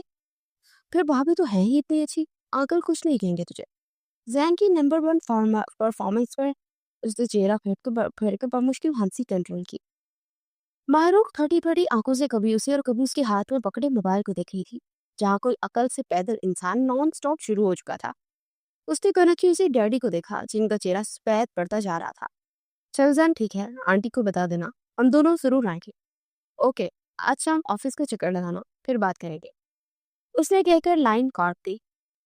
فون بند ہوتے ہی ڈیڈی راستے میں پڑی ٹیبل کو ٹھوکر مارتے دروازے سے باہر نکل گئے. ڈیڈی کے جاتے ہی اس نے اطمینان بھری سانس خارج کی اور کچن کی جانب طرف بڑھ گیا. فریج سے پانی کی بوتل نکال کر منہ کو لگا لی. پانی پینے کے بعد اعصاب کچھ نارمل ہوئے. تو ذہن سامنے کھڑی لڑکی کی جانب متوجہ ہوا، جو اب بھی بے یقینی سے منہ کھولے اسے دیکھ رہی تھی۔ بیٹھ جائیں ادھر، اب کھڑی کھڑی کیا بے ہوش نہ ہو جائیں۔ آپ نے کیوں کیا یہ سب؟ کیا کیا ہے میں نے؟ آپ نے جھوٹ کیوں بولا اپنے ڈیڈی سے؟ تو اور کیا کرتا؟ بتا دیتا کہ کہاں سے لایا تھا آپ کو، کیا جواب دیتا؟ کیوں ہیں آپ یہاں پر؟ اس کی بات پر وہ خاموش ہو گئی۔ میں اس جگہ سے آپ کو کسی غلط نیت سے ہرگز نہیں لایا تھا، مگر یہ بات صرف آپ اور میں ہی جانتے ہیں، دنیا نہیں جانتی۔ اب بھی صرف ڈیڈی کو پتا چلا ہے، آہستہ آہستہ سب کو پتا چل جائے گا۔ اب آپ کی یہاں موجودگی میرے لیے پرابلم بن رہی ہے۔ وہ بات کرنے کے لیے تحمید باندھ رہا تھا، معروف کی سانسیں سینے میں اٹک گئی۔ پھر کیا ہو گیا؟ I can handle this matter, اگر آپ میرا ساتھ دیں تو۔ کیا مطلب؟ کیا کرنا ہے مجھے؟ اس نے ایک نظر صوفے پر بیٹھی حالات سے سہمی لڑکی کو دیکھا۔ جو بات وہ کہنے جا رہا تھا اگر وہ نہ مانی تو کیا کرنا ہوگا مجھے؟ جو ڈیڈی کو بتایا وہ سب سچ کرنا ہے، آپ کو مجھ سے نکاح کرنا ہوگا۔ کیا؟ وہ اسپرنگ کی طرح صوفے پر سے اچھلی۔ مگر یہ کیسے ہو سکتا ہے؟ اس مسئلے کا صرف یہی حل ہے میری نظر میں۔ مگر میں کیسے کر سکتی ہوں؟ نہیں، یہ ناممکن ہے۔ میں کیسے کر سکتی ہوں آپ سے نکاح؟ نہیں، میں ہرگز نہیں کر سکتی، کبھی نہیں۔ وہ نفی میں سر ہلا رہی تھی۔ محترمہ، مجھے کوئی شوق نہیں ہے کہ میں آپ سے نکاح کرنے لگوں، یہ صرف آپ کی حفاظت کے لیے کر رہا ہوں۔ نہیں کرنا تو نہ کرے، یہ تو میرے لیے اور بھی اچھا ہے۔ میں نے تو بلا وجہ ڈیڈی کو اپنے خلاف کر لیا۔ چلے اٹھے، چھوڑ کر آؤں آپ کو واپس۔ کہاں چھوڑ کر آنا ہے مجھے؟ جہاں سے لایا تھا، اور کہاں؟ اٹھے، جلدی کریں، میرے پاس ٹائم کم ہے۔ نہیں، ہرگز نہیں، میں وہاں کبھی واپس نہیں جا سکتی۔ تو آپ کیا کر سکتی ہیں وہ بتا دی؟ نکاح آپ مجھ سے کر نہیں سکتی، واپس آپ جانا نہیں چاہتی، یہاں بغیر کسی رشتے کے میں آپ کو نہیں رکھ سکتا۔ سو بتائیے کیا کروں میں؟ دیکھو، میں یہاں سے آپ کو مزید نہیں رکھ سکوں گا۔ آہستہ آہستہ میرے سرکل میں یہ بات پھیل جائے گی، اور فی الحال تو میں کوئی اسکینڈل بالکل بھی افورڈ نہیں کرنے کی پوزیشن میں نہیں ہے۔ ابھی تو ڈیڈی چلے گئے ہیں، مگر ان کا کوئی پتہ نہیں ہے۔ ہو سکتا ہے کہ وہ کچھ دیر بعد دوبارہ یہاں پر ہلہ بولنے آ جائے۔ سو اب یہ ضروری ہو چکا ہے، آپ کے پاس صرف دو آپشن ہیں۔ فرسٹ یہ کہ آپ مجھ سے نکاح کر لیں، پھر آپ یہیں پر رہیں گی، میری ذمہ داری ہوگی، آپ کے ہر اچھے برے کا ذمہ دار میرا ہوگا۔ اور دوسری صورت یہ ہے کہ میں آپ کو کہیں چھوڑاؤں جہاں سے لایا تھا، کیونکہ میں یہ افورڈ نہیں کر سکتا۔ حالانکہ میں نہیں چاہتا کہ آپ واپس اس دلدل میں پہنچ جائیں جہاں سے نکلنے کا دوبارہ کوئی راستہ نہیں ملے گا۔ ضروری نہیں ہے کہ ہر بار کوئی اذان آ کر آپ کو بچا لے۔ وہاں جانے کی صورت میں کیا ہوگا یہ آپ مجھ سے بہتر جانتی ہیں۔ پھر بھی میں اپنا کوئی فیصلہ آپ پر تھوپنا نہیں چاہتا۔ آخری فیصلہ آپ ہی کا ہوگا، جو آپ کو ٹھیک لگے وہ بتائیں۔ 5 منٹ ہیں آپ کے پاس، جلدی سے فیصلہ کریں، میں یہیں پر بیٹھا ہوں۔ وہ آرام سے ٹانگ پر ٹانگ رکھے صوفے کی بیک سے ٹیک لگا کر اب فیصلے کا انتظار کر رہا تھا۔ معروف کی آنکھوں میں آنسو ٹھٹر گئے۔ وہ ساری راہیں مسدود کر کے اب فیصلے کی ڈور اس کے ہاتھ میں تھما چکا تھا۔ وہ نظروں میں بے یقینی لیے اسے دیکھ رہی تھی۔ تبھی اذان کے موبائل کی بیپ ہوئی۔ زین کا میسج تھا، اگر کام نہیں بھرا تو دوبارہ فون کر۔ 2-4 اور ڈائلاگ میرے ذہن میں آ چکے ہیں، ایسی باتیں کروں گا ڈیڈی بیچارے کو تیری ولیمے کی فکر پڑ جائے گی۔ زین کے میسج پر وہ اپنا کہکا نہ روک سکا۔ آئی لو یو سو مچ۔ اس نے زین کو رپلائی دے کر فون سائڈ پر رکھ دیا۔ آپ بجائے مجھے ایسے دیکھنے کے ہر پہلو پر غور کر لیں۔ 5 منٹ میں 2 منٹ تو گزر چکے ہیں۔ اگر آپ نے کوئی جواب نہ دیا تو میں یہی سمجھوں گا کہ آپ نے سیکنڈ آپشن چوز کر لیا ہے۔ اس کے بولنے پر معروف کو واقعی ہوش آیا۔ نہیں، میں واپس کہیں کبھی نہیں جاؤں گی۔ جو شخص میری خاطر اپنے باپ کے سامنے کھڑا ہو سکتا ہے وہ مجھے دنیا کی بیڑیوں سے بھی بچا سکتا ہے۔ ٹھیک کہہ رہا ہے، وہ ضروری نہیں کہ ہر بار کوئی اذان آ کر مجھے بچا لے۔ اگر یہ مجھے واپس چھوڑا ہے تو نہیں، یہ معاشرہ مجھے کبھی قبول نہیں کرے گا۔ اگر مجھے خود کو بچانے کا آخری موقع مل رہا ہے تو میں اسے کبھی نہیں گواؤں گی۔ مگر اماں ابا، کیا وہ مجھے تسلیم کر لیں گے؟ آخری پوائنٹ پر وہ جھرجھری لے کر رہ گئی۔ یہ آخری موقع تھا، ورنہ پھر سے خریدار آئیں گے، پھر سے اس کی بولیاں لگیں گی۔ یہ سوچ آتے ہی پوری جان سے لڑس گئی۔ ابھی وہ تکلیف یاد آتی تو آنسو بل بل آنکھوں سے گرنے لگتے۔ اب دوبارہ کسی آزمائش کا سامنا کرنے کی اس میں ہمت نہیں تھی۔ یہ شخص جیسا بھی ہوگا کم از کم مجھے رہنے کے لیے چھت تو دے دے گا نا۔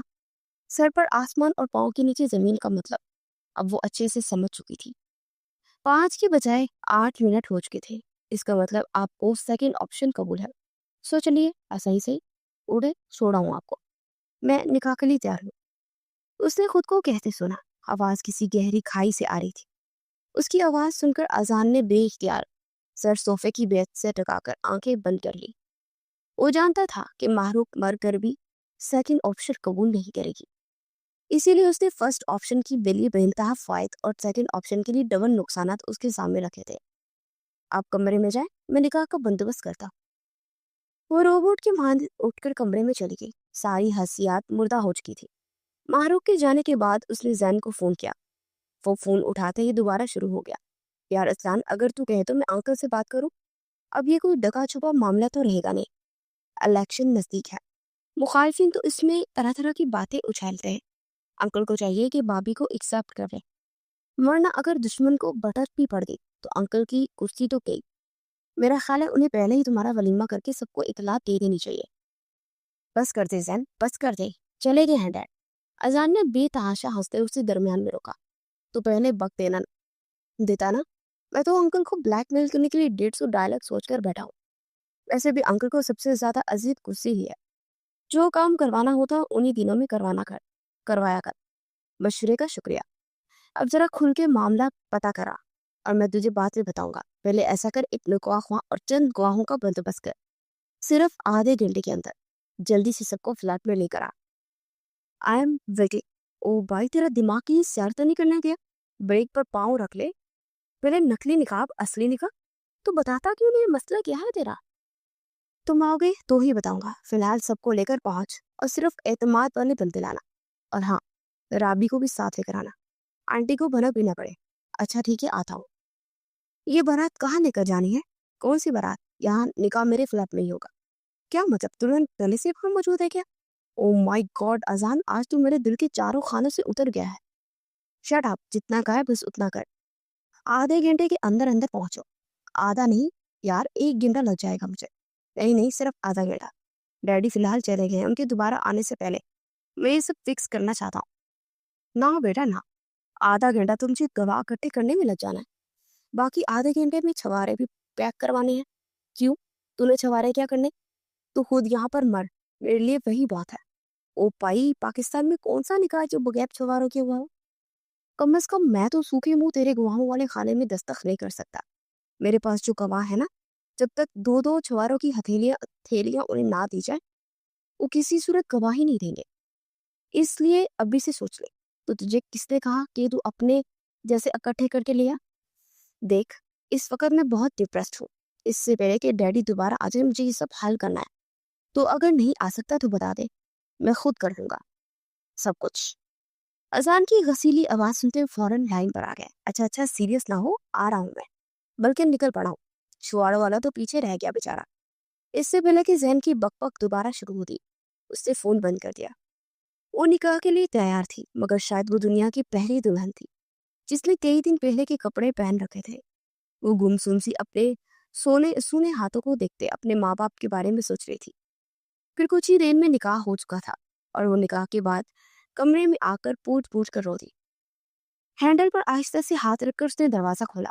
معروق اس کو دیکھتے ہی بیڈ پر سے اٹھ کھڑی ہوئی. وہ چلتا ہوا اس کے پاس آ رکا. معروق کا سر مزید جھک گیا. نظریں اپنے سامنے کھڑے موجود بلیک شوز پر تھی. مجھے بالکل اندازہ نہیں تھا یہ سب اتنی جلدی تھی اور یوں اچانک ہو جائے گا. آپ پلیز مجھے غلط مت سمجھیے گا, یہ بہت ضروری تھا. جو بھی ہو شاید ایسے ہی ہونا لکھا تھا. میں سوچ بھی نہیں سکتا تھا کہ ڈیڈی یہاں پر آ جائیں گے, سو اس کے علاوہ میرے پاس کوئی بھی چارہ نہیں تھا. میں کبھی آپ کو اس جگہ پر واپس نہیں بھیج سکتا. اتنا بغیرت نہیں ہے کہ جس جہنم سے آپ کو نکال کر لایا تھا وہاں دوبارہ چھوڑا. اگر آپ کو یہاں چھوڑنے کے بعد میں کوئی خیر خبر نہیں لی تو اس کا یہ مطلب نہیں ہے کہ میں آپ سے غافل ہو گیا تھا. میں نے اسی لیے کوئی رابطہ نہیں رکھا تاکہ آپ کو سیکیور سمجھے. اب آپ میری ذمہ داری ہے. کسی سے بھی ڈرنے یا گھبرانے کی بالکل بھی ضرورت نہیں. یہ فون رکھیں آپ اپنے پاس. میں نے اپنا نمبر سیو کر دیا ہے. کوئی مسئلہ ہو تو فوراً مجھے کال کرنا, ٹھیک ہے نا؟ اس نے اس بات میں سر لایا. چلے آئیں, دروازہ اندر سے لاک کر لیں, مجھے ابھی آفس جانا ہے. ڈیڈی یا کوئی اور بھی آئے, دروازہ ہرگز نہ کھولنا. میں شام کو آؤں گا, اوکے؟ اسے خدا حافظ کہتا ہوا چلا گیا. اس کے جانے کے بعد وہ کمرے میں اور آتے ہی سجدے میں گر گئی. وہ بغیر کچھ کہے صرف روئے جا رہی تھی. خدا نے اس کی عزت کی حفاظت کی تھی اور اب اسے محفوظ ہاتھوں میں سونپ چکا تھا. اس سے بڑی اور کیا نعمت ہو سکتی تھی۔ وہ ہچکیوں سے روئے چلی جا رہی تھی۔ بعض اوقات ہمارے پاس اللہ سے کہنے کو کچھ بھی نہیں ہوتا، بہت کچھ کہنے کی خواہش کے باوجود زبان الفاظ کا ساتھ نہیں دیتی۔ اس وقت زبان بالکل گنگ ہو جاتی ہے، پھر دل کا غبار صرف آنسوں کے ذریعے ہی نکلتا ہے۔ اور وہ تو اللہ ہے، بندے کی شہرک سے بھی زیادہ کرے، وہ تو پھر سب کچھ جانتا ہے، ہمارے ایک ایک انداز سے واقف ہے۔ وہ بھی بغیر کچھ کہے اس کے حضور سر رکھے روئے جا رہی تھی۔ اس وقت اس کی آنکھوں سے گرنے والے قطرے انمول تھے، کیونکہ یہ شکرانے کے آنسو تھے۔ سارا دن اسے زین کے دھمکی بڑے میسیجز ملتے رہے۔ زبیر نے بھی آفس کا چکر نہیں لگایا، سو اسے خود ہی سارا کام نپٹانا پڑا۔ ساری فائلز اور کیش بینک میں رکھوا کر واپس اس نے گاڑی مارکیٹ کی جانے موڑی۔ آج معروف کے وہی ہفتہ پہلے پہنے کپڑے دیکھ کر صرف بے انتہا ندامت ہوئی۔ سب وہ اس کے لیے کپڑے، جوتے، بیگز، پرفیوم، برش اور جانے کیا اللہ بلا خرید کر لایا تھا۔ لیڈیز شاپنگ کا مجھے کوئی تجربہ نہیں ہے، اس لیے جو سمجھ میں آئے وہی رہا۔ اوکے لیے سوری، مجھے پہلے اس بارے میں خیال نہیں آیا، چیک کر لے، جو چیز مسنگ ہے وہ بتا دینا۔ معروف نے جواباً فقط سر ہلاتے ہوئے اکتفا کیا۔ اکیلی عورت اس معاشرے میں کوئی اہمیت نہیں رکھتی، تنہا عورت تنکے سے بھی زیادہ ہلکی ہوتی ہے، یہ لوگ اسے کبھی نہیں چھینے دیتے۔ اس کے لیے ایک مرد کا ساتھ بہت ضروری ہوتا ہے۔ وہ ہفتہ بھر سے یہاں موجود تھی، تب اس کو اس چیزوں کا خیال نہیں آیا، لیکن اب نکاح کے فقط چند گھنٹوں بعد ہی اذان کو اس کی ہر چیز کی فکر تھی۔ مرد ہر عورت کی اتنی پرواہ نہیں کرتا، وہ صرف اس کی پرواہ کرتا ہے جو ایک جائز رشتے میں اس کے ساتھ بندی ہو۔ وہ بیڈ پر پڑے شاپنگ بیگ کی ڈیٹ کو دیکھتے ہوئے سوچ رہی تھی۔ صرف اس کو نارمل کرنے کے لیے وہ رات دیر تک بیٹھا اس سے باتیں کرتا رہا، مگر محروق نے اس کی کسی بات کا کوئی جواب نہ دیا، یا ہوں ہاں سے بس جواب دیا۔ پھر بھی وہ ایسی ہی باتیں کرتا رہا جیسے برسوں کی شناسائی ہو۔ محروق، آئی نو یہ ساری سچویشن بہت ٹف ہے آپ کے لیے، مگر میں پھر بھی چاہوں گا کہ آپ خود کو نارمل کریں، جتنی جلدی ہو سکے حالات کو ایکسیپٹ کریں، یہ ہم دونوں کے لیے بہتر ہوگا۔ آئندہ میرے گھر میں سے کوئی بھی آئے تو یوں ڈری سہمی مت رہنا، ٹھیک ہے؟ پہلے کی بات اور تھی، لیکن اب سب کچھ چینج ہو چکا ہے۔ خود کو پہچانے، اب آپ وہ نہیں ہیں جو پہلے تھی۔ مختصر الفاظ میں بھی اس کو بہت کچھ باور کروا چکا تھا۔ میرے خیال سے اب مجھے چلنا چاہیے، کافی دیر ہو گئی ہے، ڈیڈی لازمی انتظار کر رہے ہوں گے میرا۔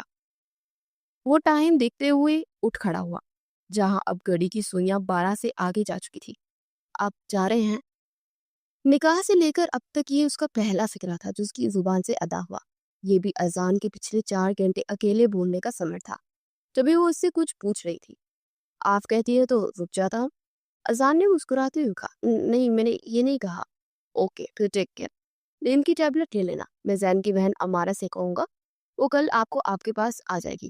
وہ جانتا تھا ابھی محروق کو سب سے زیادہ ضرورت صرف اس کی ہے، پر اگر وہ رک جاتا تو زبیر صاحب یقیناً اس کے ٹکڑے کرنے کے لیے صبح یہاں پہنچ جاتے۔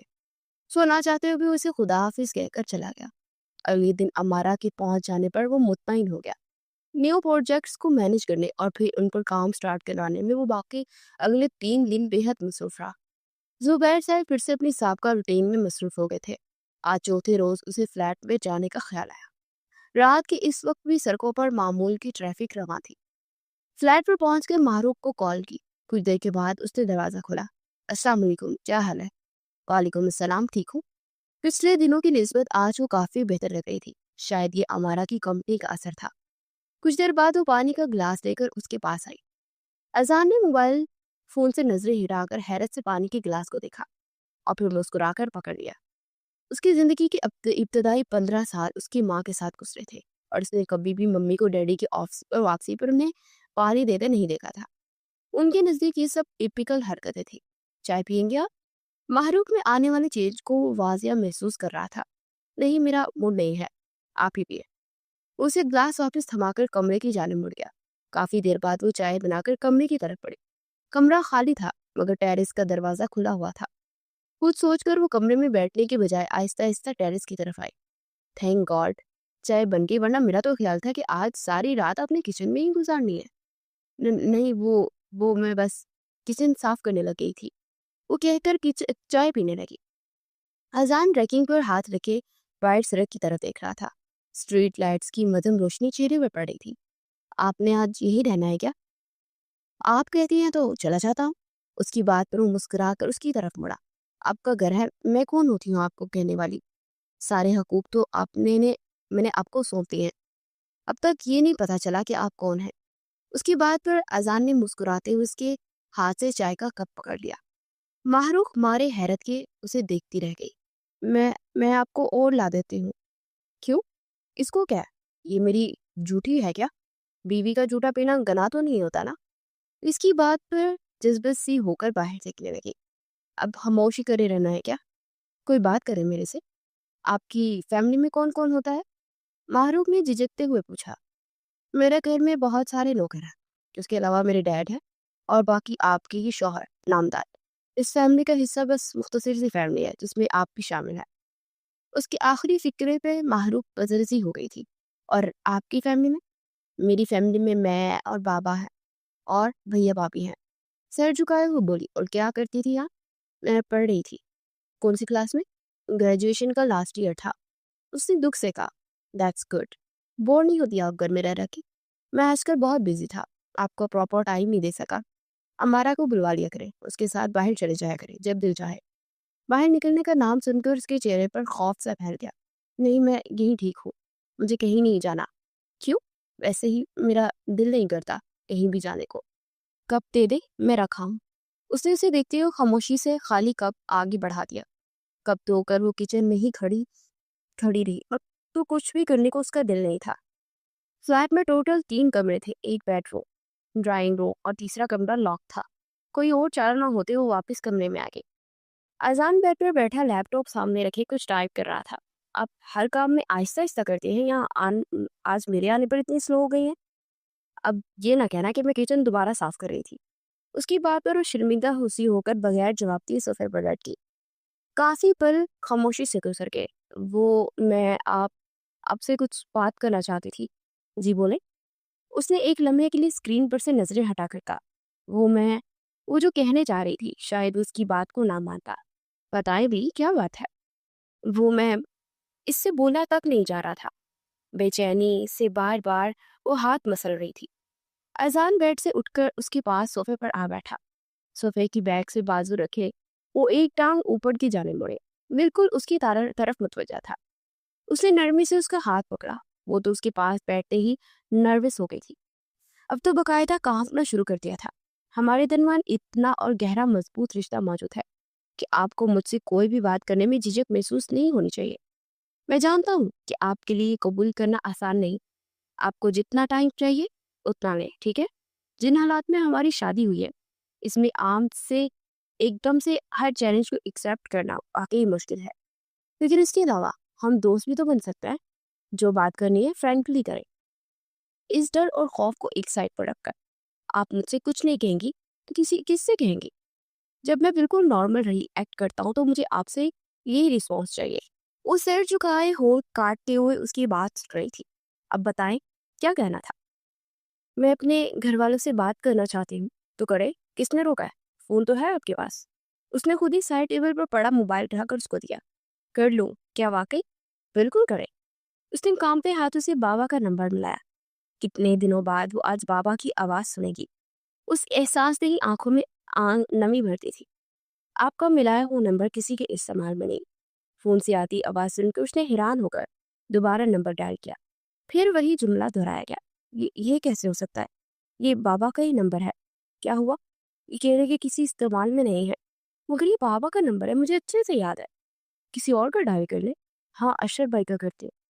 معزز سارق، آپ کا ملایا ہوا نمبر اس وقت بند ہے۔ 3 بار ملانے پر بھی یہی جواب آیا۔ کیوں ہو رہا ہے ایسا؟ سب کے نمبر ہی بند ہے، مجھے تو اور کسی کا نمبر بھی نہیں پتا۔ اس نے پریشانی سے اذان کو دیکھا، جو ساری صورتحال کو 1 منٹ میں سمجھ گیا تھا۔ ہو سکتا ہے کہ سو گئے ہوں، صبح ٹرائی کر لینے۔ اذان کی تسلی پر اس نے پریشانی سے سر ہلایا۔ مارو، اگر آپ کو برا نہ لگے تو میں آپ سے ایک سوال پوچھ سکتا ہوں؟ پوچھے۔ آپ اس جگہ پر کیسے پہنچی؟ اس کا سوال سن کر مارو کا دل اچھل کر حالت میں آ گیا۔ وہ اب اسے کیا بتاتی؟ اسے سب بتاتی چلی گئی۔ پچھلے ماہ کی اذیت اور اس کو سناتے ہوئے مارو کی آنکھوں سے آنسو ایک دواتر سے گر رہے تھے۔ وہ بغیر پل کی چپکائے اس پر بیتی داستان کا ایک ایک لفظ سنا رہی تھی۔ اگر وہ اس دن وہاں نہ پہنچتا تو کیا ہوتی یہ لڑکی؟ یہ سوچتے ہوئے اس کے رونگٹے کھڑے ہو گئے۔ آخر کیوں اس نے مجھے اتنی بڑی سزا دی؟ بے قصور ہوتے بھی میں ہر کسی کی نظروں میں معتوب، کس کو گواہی دوں گی میں اپنے کردار کی؟ اس نے ایک بار بھی نہیں سوچا کیا ہوگا میرے ماں باپ کا. سب سے تو بہتر تھا مجھے موت آ جاتی. کم سے کم میں اپنے والدین کے لیے اتنی اذیت کا سبب تو نہ بنتی. اس کی آواز میں گھلا درد دل کو چیر دینے والا تھا. اذان نے بے اختیار بازو اس کے گرد پھیلا کر اسے اپنے ساتھ لگا لیا اور اس کے کندھے پر سر رکھے وہ ہچکیوں سے روئے چالی جا رہی تھی. سارے زخموں سے کرین اتر گیا تھا. اس کی باتیں سن کر وہ کافی دیر کچھ کہنے کے قابل نہ رہا. بازو کا دوسرے کا درد سن کر تسلی دینے کے لیے کوئی الفاظ نہیں ہوتے. تب صرف ہمارا عمل ہی ہوتا ہے جس سے ہم دوسروں کی اذیت میں کمی کر سکتے ہیں. اس کے پاس بھی تسلی کے لیے الفاظ نہیں رہے تھے. اسے ساتھ لگائے نرمی سے اس کا سر تھپک رہا تھا. آپ کہتے ہیں نا میں باہر نکلا کروں؟ نہیں، میں کبھی باہر نہیں نکل سکتی. اصل روپ دیکھ چکی ہوں دنیا کا. مجھے پتا ہے کہ اگر میں دوبارہ باہر گئی پھر سے کوئی نہ کوئی شکاری جال پھیلائے بیٹھا ہوگا. میں ایک بار اس دوزخ سے نکل آئی ہوں. اب دوبارہ کچھ سہنے کی ہمت نہیں ہے مجھ میں. میں یہ نہیں کہہ سکتا کہ آپ اس اذیت کو بلا دیں. یہ کوئی معمولی تکلیف نہیں ہے جسے منٹوں میں بلایا جا سکے. پھر بھی میں آپ کو یقین دلاتا ہوں میرا ساتھ آپ کو ہر دکھ بھولنے پر مجبور کر دے گا. اب آپ اذان خان کی بیوی ہے. کسی کی ضرورت نہیں کہ کوئی آپ کو غلط نگاہ سے دیکھ بھی سکے. آپ کی حفاظت کرنا میری ذمہ داری ہے. اس کے مضبوط لہجے پر ماہروق کے آنسو پلکوں پر ٹھہر گئے. میں اتنی عنایت کے قابل نہیں ہوں. میں ایک بکی ہوئی ذات ہوں. اس کی بات پر اذان نے قلب سے آنکھیں بند کر لی. کیوں دیے آپ نے 50 لاکھ میرے بدلے میں؟ مجھے آج تک سمجھ نہیں آ سکا. میرے بارے میں جانے بغیر کیوں نکاح کر لیا مجھ سے، یہ جانتے ہوئے بھی کہ آپ مجھے اس جگہ سے لائے ہیں جہاں شریف لوگ منہ بھی کرنا پسند نہیں کرتے. یہ معاشرہ مجھے کبھی وہ مقام اور مرتبہ نہیں دے گا. پھر کیوں آپ نے یہ سب؟ 50 لاکھ مجھے آپ سے زیادہ عزیز نہیں تھے. میں خود نہیں جانتا کیوں کیا میں نے یہ سب. کیوں مجھ سے آپ کی تکلیف برداشت نہیں کی. وہ سب ایک بے اختیاری کی کیفیت تھی. ہمارا ملنا اسی طرح طے تھا اور مجھے کوئی فرق نہیں پڑتا کہ لوگ کیا کہیں گے کیونکہ میں اس حقیقت کو تسلیم کر چکا ہوں کہ آپ ماہروق اذان خان ہیں، اذان خان کی بیوی. آپ کا حوالہ اب میں ہوں. معاشرے میں آپ کو ایک مقام دلانا اب میرا کام ہے. مجھے آپ پر اور آپ کی پارسائی پر پورا یقین ہے. اس حقیقت کے علاوہ کوئی کچھ بھی کہے وہ سب میرے لیے بے معنی ہے. وہ کہہ رہا تھا وہ نہیں جانتا اس نے یہ سب کیوں کیا، مگر ماہروق جانتی تھی. اس کی دعائیں تھی، اس کی بدولت اللہ نے اس کے دل میں رحم ڈالا تھا. یہ کیسے ہو سکتا تھا کہ وہ ساری رات گر گرا کر اللہ سے کچھ مانگتی اور وہ اسے بے آسرا چھوڑ دیتا. وعدہ کرے میرے سے آئندہ آپ اپنے لیے ایسا کوئی لفظ استعمال نہیں کریں گی جو آپ کے ساتھ ساتھ مجھے بھی تکلیف دے. وہ دھندلائی ہوئی آنکھوں سے اپنے سامنے پھیلے اس ہاتھ کو دیکھ رہی تھی. وہ کبھی بھی اس شخص کے ہاتھوں کو نہیں جھٹک سکتی تھی جس نے بڑے مجمع میں اس کے سر پر چادر ڈالی تھی، جو وحشیوں کے چنگل سے اسے باحفاظت نکال کر لایا تھا. اس نے آہستگی سے اپنا ہاتھ اس کے ہاتھ پر رکھ دیا.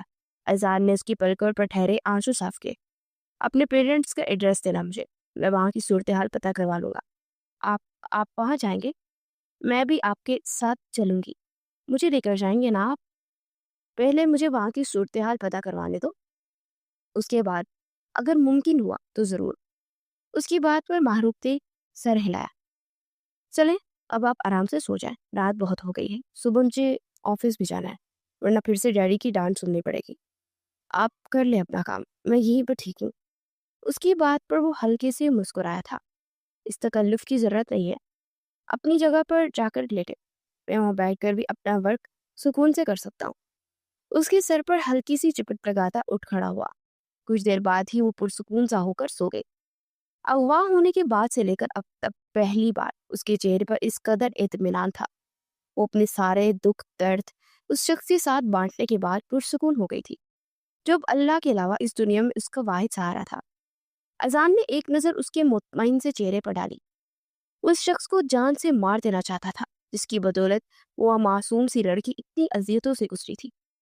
اگلے دن صبح اسے خیال رکھنے کا کہتا ہوا کہہ کر آفس کے لیے نکل گیا اور وہیں سے اس نے اس کے دیے ہوئے ڈریس پر اپنے ایک آدمی کو بھیجا، مگر وہاں تالا لگا ہوا تھا اور محلے والوں سے پتہ چلا کہ والد صاحب کو 15 دن پہلے ہارٹ اٹیک ہوا تھا جس کی وجہ سے وہ ابھی تک ہاسپٹل میں ہے. شام کو فارغ ہو کر وہ اپنے آدمی کے بتائے ہاسپٹل پہنچا تو وہاں ایک سرکاری ہاسپٹل تھا. وہ وہاں ریسیپشن سے پروفیسر جمال حسین کے بارے میں پوچھتا ہوا. وہ وارڈ میں پہنچا اور وہاں وارڈ بوائے نے ان کے بیڈ کا نمبر بتایا تو ان کی جانے پڑا. جب پاس کیا تو ان کا بیٹا ان کے پاس بیٹھا ہوا تھا جبکہ پروفیسر صاحب سو رہے تھے۔ اشر کیسے ہیں آپ؟ اس نے پاس جا کر کہا تو وہ چونک کر اسے دیکھنے لگا۔ جی آپ کون؟ میں نے آپ کو پہچانا نہیں۔ لائک سے کے بعد اشر نے پوچھا، میں آپ کو اپنے بارے میں تفصیل سے بتاؤں گا، فی الحال مجھے بتائیے کہ پروفیسر کی طبیعت کیسی ہے؟ جی الحمدللہ پہلے سے کافی بہتر ہے، اور ابھی فی الحال ہائی بائی پاس کروانے کا کہا گیا ہے، تبھی اس کا ٹائم دے گے، اور باقی شکر ہے اللہ کا، کافی طبیعت ٹھیک ہے۔ اس نے تفصیل سے جواب دیا تو وہ بولے سے اس بات پہ سر ہلا گیا۔ وہ وہاں بیٹھا ان کی فائلز وغیرہ چیک کر ہی رہا تھا کہ پروفیسر نے صاحب نے کراتے ہوئے آنکھیں کھولی۔ کیسی طبیعت ہے بابا آپ کی؟ اشر نے ان پر جھکتے ہوئے پوچھا۔ ماہی نہیں آئی؟ انہوں نے کپ کپاتے ہوئے لہجے میں پوچھا، اور ایک آنسو ان کی آنکھ سے نکل کر کن پٹی میں جذب ہو گیا۔ نہیں بابا، میں نے پولیس میں کمپلین کی ہے، اور جیسے ہی ان کو کچھ پتا چلے گا نا تو میں ماہی کو آپ کے پاس لے آؤں گا۔ اشر نے تسلی دی۔ آپ کی معروف مل چکی ہے بابا، اور میں سے کل ہی آپ کے پاس لے آؤں گا۔ اذان نے ایک دم سے کہا تو اشر نے بے یقینی سے اس کی جانب دیکھا۔ اب پروفیسر صاحب کے چہرے پر خوشی بھرے تاثرات ابھرے۔ کہاں ہے میری بیٹی؟ اٹھنے کی کوشش کرتے ہوئے بولے، مگر اتنے میں ہی وہ ہانپ چکے تھے۔ وہ جلدی سے آگے بڑھ کر انہیں تھام گیا۔ وہ میرے گھر میں بالکل محفوظ ہے، میں آپ کا داماد اور معروف کا شوہر ہوں۔ اس نے آہستہ کی سے کہا، دیکھا میں تو پہلے ہی کہتی تھی، کسی مرد کا ہی معاملہ ہے، اور گھر سے باغی ہے یہ۔ ایک عورت کی چنگارتی ہوئی آواز آئی تو اس نے مڑ کر دیکھا تو وہ دیکھتے سے ہی سمجھ گیا کہ وہ معروف کی بابی ہے۔ میری بیٹی ایسی نہیں ہے، پروفیسر نثار نے کھانستے ہوئے کہا۔ جی بابا آپ بالکل ٹھیک کہہ رہے ہیں، معروف ایسے نہیں، وہ دراصل ایک بہت بری مصیبت میں پھنس چکی تھی، اور میں نے اسے وہاں سے نکالا تو اسے اپنے گھر میں رکھنے کے لیے مجھے نکاح کرنا پڑا، اور باقی کا قصہ آپ ٹھیک ہو جائیں گے تو آپ کو خود معروف بتائے گی۔ وہ ان کا ہاتھ تھامتے ہوئے بولا تو ان کے چہرے پر خوشی بڑے تاثرات ابھر آئے۔ پھر کچھ دیر بیٹھنے کے بعد وہ گھر واپس آیا تو اس کے والد زبیر صاحب اسی کے منتظر تھے۔ جس دن سے وہ فلیٹ سے ہو کر گئے تھے اس دن سے وہ باپ بیٹے کی بات چیت نہیں بنی تھی، مگر آج وہ شاید بات کرنے کے موڈ پہ تھے۔ کب تک یہ سب چلے گا؟ انہوں نے تیکھے لہجے میں پوچھا۔ اور ڈیڈ، زین مجھے سب کچھ بتا چکا ہے کہ تم اس لڑکی کو کہاں سے لے کر آئے ہو، اور اب مجھ سے جھوٹ مت بولو۔ زبیر صاحب نے انتہائی کڑوے لہجے میں کہا تو وہ گہرا سانس بھرتا ان کے قدموں میں بیٹھ گیا۔ وہ حیرانگی سے اسے دیکھنے لگے۔ وہ کبھی بھی ان کے اتنا قریب نہیں رہا تھا، بلکہ الٹا ہر بات میں ان کے خلاف جاتا تھا، مگر آج اس کا رویہ عجیب تھا۔ بلکہ کئی دنوں سے انہوں نے محسوس کیا تھا کہ وہ کافی بدل گیا ہے، اور آفس کی معاملات میں بھی توجہ دینے لگا ہے، یہاں تک کہ اس کی جو الٹی سیدھی سرگرمیاں تھی وہ بھی ختم ہو چکی ہے۔ ایک بات مانیں گے؟ کیا میری خاطر اسے قبول کریں گے؟ ہرگز نہیں۔ وہ اس کی بات کے جواب میں ترنت بولے، میں اس کے بغیر ادھورا ہوں اور جی نہیں پاؤں گا۔ یہ بات جاننے کے باوجود بھی نہیں مانیں گے کیا؟ وہ ابھی تک نرم لہجے میں بول رہا تھا۔ وہ لڑکی میرے خاندان کے قابل نہیں ہے، تم سمجھتے کیوں نہیں ہو؟ زبیر صاحب نے جھنجھلا کر کہا، میں جانتا ہوں کہ آپ کیوں کہہ رہے ہیں، کیونکہ اسے میں ریڈ لائٹ ایریا سے لایا ہوں، لیکن ایسا نہیں ہے، وہاں ہمیشہ سے نہیں تھی، بہت شریف انسان کی بیٹی ہے، بہت نیک۔ آپ جانتے ہیں نا پروفیسر جمال حسین کو، وہ پروفیسر جو کہ آپ کے دوست ہوا کرتے تھے، مگر موم کی وجہ سے آپ نے انہیں چھوڑ دیا تھا، کیونکہ موم کو نہیں پسند تھا کہ آپ کسی مڈل کلاس انسان سے تعلق رکھے، تو روز کی لڑائی سے بچنے کے لیے انہوں نے تعلق توڑ دیا تھا۔ وہ بولا تو انہوں نے بے یقینی سے اسے دیکھا، اس نے جو کچھ معروف پہ بھی تھا وہ سب بتایا تو شاکڈ رہ گئے۔ او مائی گاڈ، تو مجھے جمال حسین کے بارے میں بتاؤ، میں بھی جا کر ملنا چاہتا ہوں۔ وہ بےتابی بھرے لہجے میں بولے، کل انشاءاللہ آپ کو لے کر جاؤں گا، کیونکہ معروف کو میں ان کے پاس چھوڑنے والا ہوں، اور آپ پلیز رشتے کی بات کر لیجیے گا۔ وہ اپنے کان کی لو کو مسلتے ہوئے بولا تو وہ دھیمی سی مسکراہٹ کے ساتھ اسے گلے سے لگا گیا۔ مجھے فخر ہے تم پر مائی سن۔ انہوں نے کافی عرصے کے بعد یہ الفاظ بولتے سے گلے لگایا تھا۔ پھر اگلے دن وہ معروف اور زبیر صاحب کے ساتھ ہسپتال پہنچا تو سب لوگ وہاں پر جمع تھے۔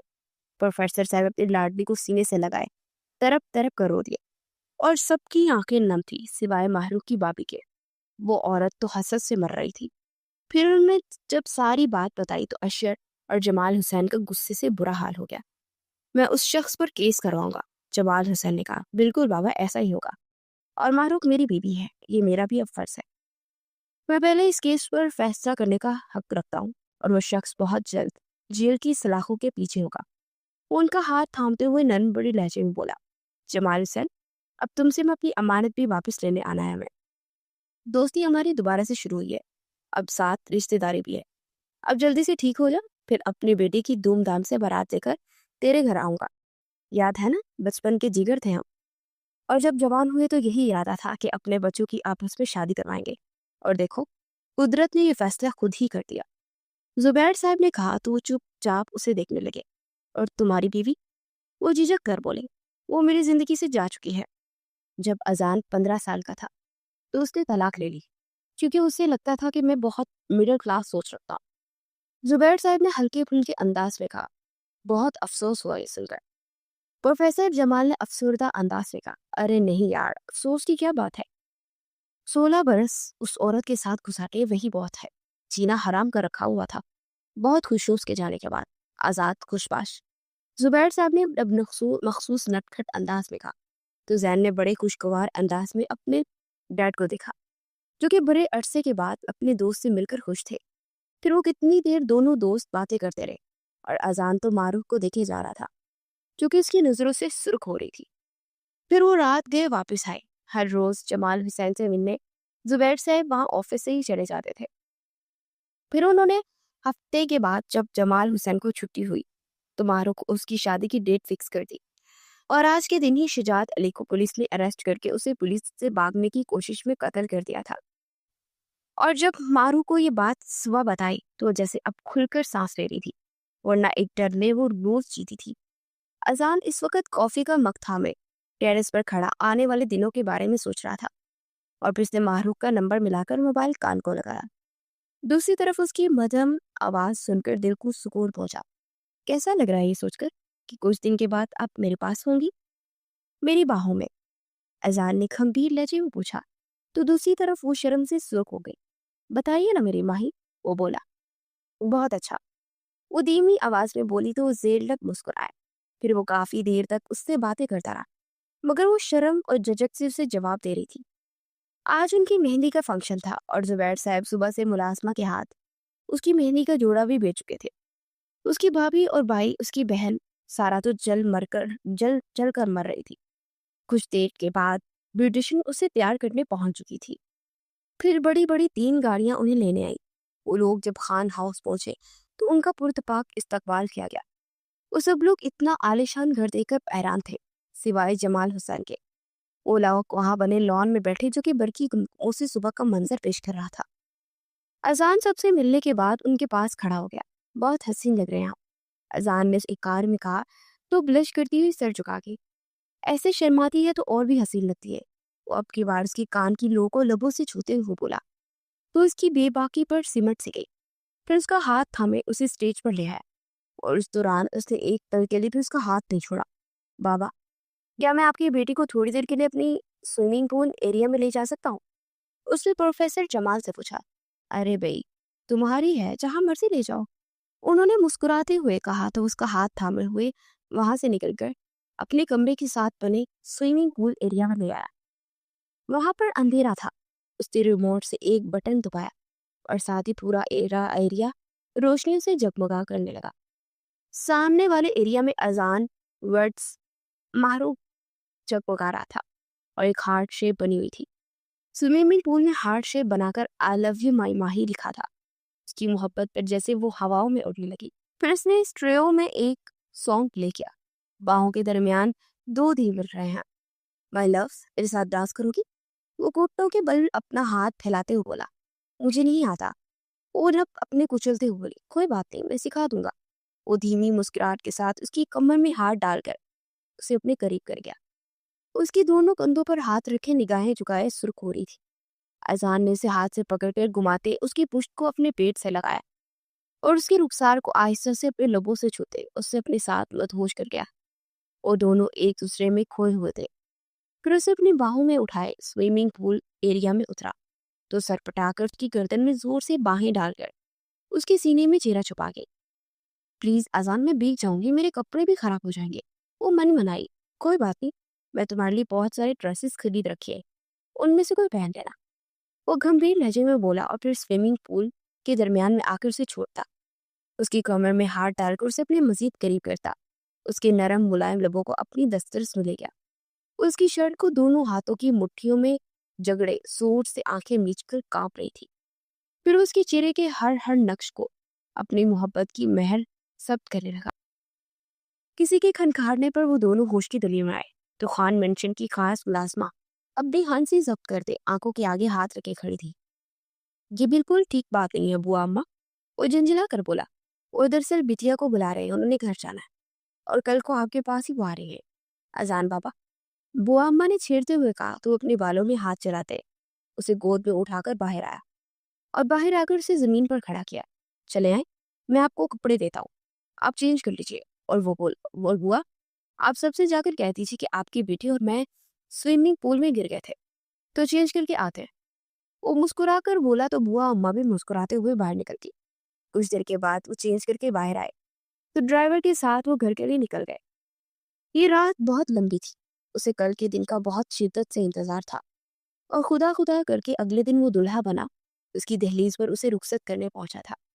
دوبارہ تجدید نکاح ہوا اور دعا مانگنے کے بعد وہ بے چینی سے اس کا انتظار کر رہا تھا. فکر مت کرے، آپ جائیں گی بابی اور تیرے ساتھ ہی جانا ہے، انہوں نے زین نے منہ بنا کر کہا تو اسے کھا جانے والی نظروں سے دیکھنے لگا. بچوں، جب تجھے پیار ہوگا نا پھر تجھ سے پوچھوں. اور ویسے بھی میرے خیال میں یہ جو میرے سالی صاحب کی سالی صاحب ہے نا، وہ تم پر کافی زیادہ لائن مارنے کی کوشش کر رہی ہے. تم چاہو تو تمہاری سیٹنگ کروا دیتا ہوں. وہ اپنی مسکراہٹ ضبط کرتے ہوئے بولا تو زین نے اب کی بار اسے کھا جانے والی نگاہوں سے دیکھا. اچھا، خود کے لیے معصوم سی لڑکی اور میری لیے ببالی جان، اور اپنا یہ رشتہ نہ اپنے پاس رکھ اور ایک کام کر، اپنے اباسی سے شادی کروا کر اپنی ستیلی ماں بنا لے. زین پھاڑ کھانے والے انداز میں بولا تو کہکا لگا کر ہنس پڑا اور سب لوگ انہیں ناسمجھی سے دیکھنے لگے تو وہ بمشکل ہنسی ضبط کرتا سامنے دیکھنے لگا جہاں پر اس کی جانم گھونگھٹ اوڑے چلی آ رہی تھی. وہ اسٹیج سے اترا اور اس کے پاس جا کر اس کی طرف ہاتھ بڑھایا. اس نے اپنے نرم نازک کانپتا ہوا ہاتھ اس کے ہاتھ پر رکھا تو پسینے سے تر تھا. اذان نے مسکراتے اس کے ہاتھ کی پشت پر اپنے لب رکھے اور پھر اس کا ہاتھ تھامے اسٹیج پر بیٹھے اس کا گھونگھٹ اٹھا کر اس کے ماتھے پر بوسہ دیتا اس کے پہلو میں بیٹھ گیا. کچھ رسومات کے بعد اسے رخصت کروانے خان ہاؤس لے آیا. زبیر خان نے ملازموں کے ذریعے بڑا گرینڈ ویلکم کیا. پھر ملازمہ اسے کمرے تک چھوڑ کر پلٹ گئی. وہ پلکیں جھکائے اپنے اس مہربان کی منتظر تھی جس نے اس کی زندگی سنوار دی تھی. وہ بھی سوچ کی لرز میں تھی کہ اگر اس رات اذان اسے خریدتا نہ تو نہ جانے آج کہاں ہوتی. اذان خان کی محبت اس کا کل سرمایہ تھی اور وہ ساری زندگی بھی اس شخص کے احسانات اتارتی تو اس کے احسان کا بدلہ کبھی نہیں چکا پاتی. کھٹکے کی آواز پر وہ ہوش کی دنیا میں آئی اور اپنی آنکھوں کے کناروں کو صاف کرتے سامنے دیکھا تو اذان اندر داخل ہو رہا تھا. وہ چلتا ہوا اس کے ساتھ جڑ کر بیٹھتا، اس کی تھوڑی سی تھام کر اس کی چہرے کا رخ اپنی طرف کر گیا. رو رہی تھی آپ؟ سنجیدگی سے سوال کیا گیا تو نفی میں سر ہلا گئی. جھوٹ کیوں بول رہی ہیں آپ؟ اس کی پلکوں سے اس کے اٹکے آنسو کو اپنے پوروں سے چلتے ہوئے بولا. بس اس خوفناک رات کے بارے میں سوچتی ہوں نا تو ڈر جاتی اور اب بھی وہ یاد آئی تو دل بھرا ہے. آپ فرشتہ بن کر اس دن میری زندگی میں آئے، مجھے بربادی کے راستے سے نکال کر آباد کر دیا. میں آپ کی بہت مشکور ہوں. وہ بھیگے لہجے میں بولی تو اپنی انگشت شہادت اس کے لبوں پر رکھتے اس کی آنکھوں میں باری باری اپنے لب رکھ گیا. آئندہ سے آپ اس رات کے بارے میں کبھی نہیں سوچے گی اور سمجھیے آپ صرف یہ خواب دیکھ رہی تھی اور میں آپ کی حقیقت ہوں اور ہم دونوں اپنی زندگی میں بہت پیاری پیاری یادیں بنائیں گے. آپ کو پتہ ہے میرا ہمیشہ سے خواب رہا تھا کہ میں گھر میں آؤں، میری بیوی میری منتظر ہو اور مجھ سے محبت کرے جیسے ایک مڈل کلاس گھرانے کی لڑکی اپنے شوہر سے کرتی ہے. میرے دوست ہوا کرتے تھے، وہ اپنی ماؤں کے بارے میں بتاتے تو مجھے حسرت ہوتی تھی کہ کاش میری ممی ایسی ہوتی اور پھر وقت کے ساتھ ساتھ میری بیوی ایسی ہو. یہ میری اولین خواہش بن گئی اور تم ایسی بنو گی نا. وہ امید بھرے لہجے میں بولا تو معروق ہلکا سا مسکرا دے اس کی چوڑی سینے بھی سما گئی. آپ کے لیے تو میں اپنی جان بھی دے سکتی ہوں. آپ میرے سب کچھ ہیں، میری کل کائنات، اور آپ کی محبت میری اس کائنات کا سرمایہ ہے. میں آپ سے بہت محبت کرتی ہوں اذان، بہت. اس کی سینے سے لگے جذب بڑے لہجے میں بولتی اسے سرشار کر کے وہ دھیمی سی مسکراہٹ کے ساتھ اسے خود میں بیچتے اپنی شدتیں بڑھانے لگا. دو اجنبی آج اپنی ساری تھکن اتارتے ہمیشہ کے لیے ایک بن چکے تھے. باہر حسین رات اور کڑکتی بجلی ان کی شدتوں کو مزید بڑھاتی جا رہی تھی.